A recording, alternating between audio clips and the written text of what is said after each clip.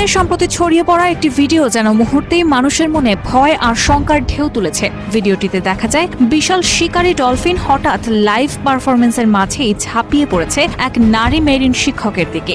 দর্শকের চোখের সামনে ঘটেছে রক্তহীন করা এই দৃশ্য। ঘটনাটি ঘটে এক প্রদর্শনীর মাঝখানে, দর্শকের চোখের সামনেই। বলা হচ্ছে ওই নারীর নাম জেসিকা র্যাডক্লিফ, যিনি নাকি এই আক্রমণে প্রাণ হারিয়েছেন। ফেসবুক ও টিকটকে অসংখ্য ব্যবহারকারী সেই ভিডিও শেয়ারও করেছেন।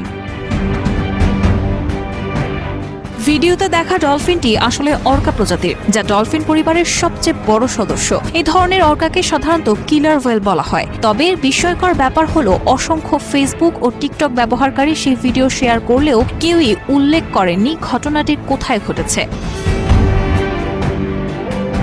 কিন্তু তথ্য পরীক্ষার ফলাফল জানায় এক ভিন্ন গল্প।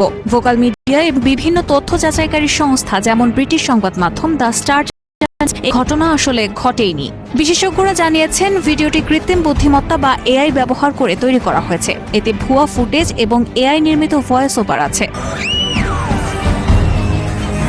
এছাড়া খুঁজে পাওয়া যায়নি জেসিকা র্যাডক্লিফ নামের কোনো ব্যক্তির অস্তিত্ব, নেই কোনো সরকারি রেকর্ড, নেই একটিও নির্ভরযোগ্য সংবাদ প্রতিবেদন। ঘটনার প্রমাণও নেই কোথাও। বিশেষজ্ঞরা বলছেন এই ভাইরাল ফুটেজ আসলে কৃত্রিম বুদ্ধিমত্তা দ্বারা তৈরি এক নিখুঁত বানোয়াট, যা প্রমাণ করে অনলাইনে ভুল তথ্য কি ভয়ঙ্কর গতিতে ছড়াতে পারে, আর একবার মানুষের মনে গেঁথে বসলে মিথ্যা গল্প মুছে ফেলা কতটা কঠিন।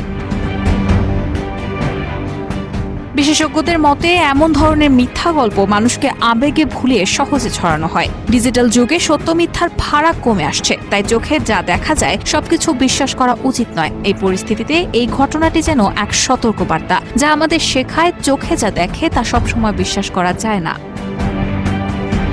রেহানা মুন, প্রবাস খবর।